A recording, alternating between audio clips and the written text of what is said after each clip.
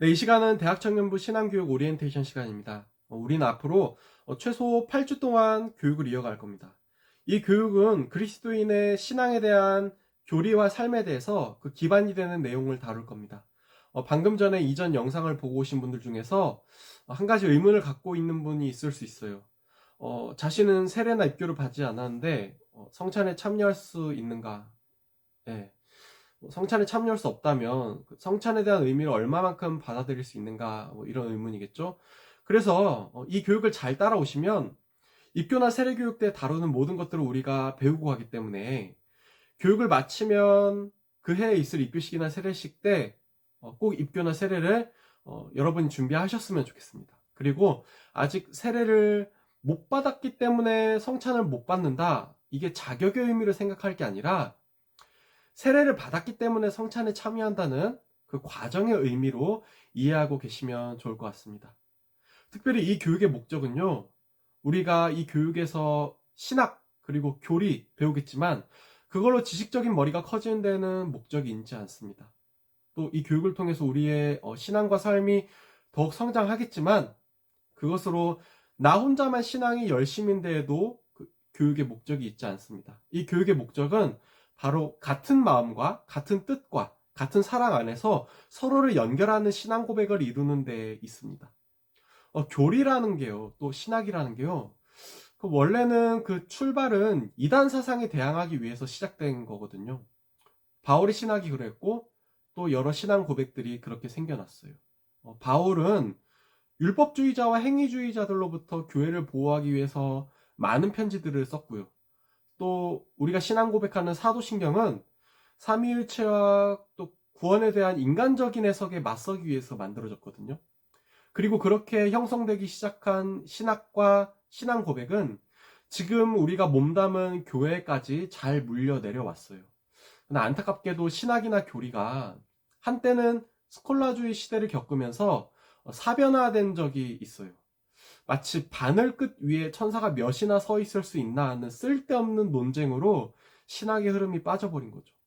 그런 시대를 거치면서 신학이나 교리는 그 당시에는 또 성도의 삶과는 아주 상관이 없는, 오히려 때로는 교회에 해를 끼치는 것으로 여겨져서 무용한 것이 되기도 했는데요. 신학의 최첨단 국가를 할 수 있는 독일에서는 이에 대해서 경건주의라는 운동이 벌어지면서 신학과 교리를 교회에서 제거하고 오직 공동체와 고백만 강조하는 그런 신앙의 흐름을 만들어 가기도 했었어요. 근데 우리는 두 가지 다 챙겨야 합니다. 신학과 교리를 통해서 바른 신앙을 세워가야 하고요. 또 동시에 지식적인 만족에 그치지 않도록 교회 공동체와 삶의 고백을 통해 균형을 잡아가야 합니다. 무엇보다도 우리가 함께 알아가야 할 거는 우리 인생의 목적이거든요. 하나님께서 우리를 지으신 그 목적을 우리가 알지 못한다면 우리는 공허함 속에서 닥치는 대로 살아가게 되겠죠. 그렇게 불안함 속에서 버티는 인생으로 지내다가 마치게 될 거고요. 그렇기 때문에 우리의 인생에는 반드시 위로가 필요합니다. 다시 말해서 소망이, 또 기댈 곳이, 의지할 곳이 필요하다는 겁니다. 우리는 이를 위해서 이번 교육의 다음과 같은 내용을 다루게 될 건데요. 하나님에 대한 지식, 죄에 대한 지식, 그리스도에 대한 지식, 구원에 대한 지식, 교회에 대한 지식, 종말에 대한 지식, 성경에 대한 지식입니다. 제가 지식이라고 표현한 이유는 하나님을 아는 지식을 통해서만 우리의 죄를 알 수 있고 그리스도의 구원을 알 수 있기 때문입니다. 그리고 이 구원을 하나님께서는 교회를 통해서 이뤄가겠다고 말씀하셨어요. 그리고 이 구원은 죽음과 종말 앞에서 우리에게 영원한 생명을 줍니다. 그래서 이 모든 지식은 결국 성경을 통해서 얻을 수 있고요. 이러한 것들을 우리는 앞으로 배우게 될 건데요. 그런데 그러면 이렇게 알기만 하고 나면 끝나는 걸까요? 나만 알고 나면, 나만 그렇게 구원을 받으면 되는 걸까요? 네, 우리 잠시 말씀을 읽어볼게요. 에베소서 2장 20절부터 22절 말씀인데요. 이 구절이 바로 우리가 이번 교육을 진행하는 진정한 의미를 담고 있습니다. 읽겠습니다. 너희는 사도들과 선지자들의 터 위에 세우심을 입은 자라. 그리스도 예수께서 친히 모퉁이 돌이 되셨느니라. 그의 안에서 건물마다 서로 연결하여 주 안에서 성전이 되어가고 너희도 성령 안에서 하나님이 거하실 처소가 되기 위하여 그리스도 예수 안에서 함께 지어져 가느니라. 아멘. 자, 여러분, 교회는요, 교회에 속한 우리가 서로 연결되고 결합되어 지어져 가는 건물이 되는 거예요. 교회 안에서 같은 것을 배우고 같은 것을 믿으며 같은 것을 보아야 합니다. 만약에 단단한 벽돌들이 연결되는 중에 물렁한 찰흙벽돌이 있다면 어떻게 될까요? 언젠가 무너지겠죠.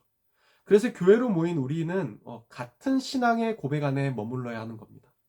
우리를 하나의 건물로 지어지도록 성경의 그 구약과 신약의 언약과 또 지금의 현대 우리 교회의 공동체 사이에 모퉁이 돌로 그리스도께서 계십니다.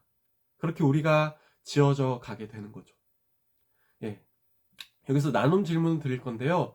지금 내 앞에 있는 지체와 같은 마음, 같은 뜻, 같은 사랑 안에서 서로 연결되고 결합되어 지어져 갈 자신이 있나요? 만약에 자신이 없다면 왜 그런가요? 서로가 함께 지어져 가기 위해서 깎여져 가야 할 내 자신의 모습은 무엇인지, 또 상대방에게 채워줄 수 있는 것은 무엇인지 나눠봤으면 합니다. 네, 이 교육은 원칙은 현장에서 함께 모여야 하는 거예요.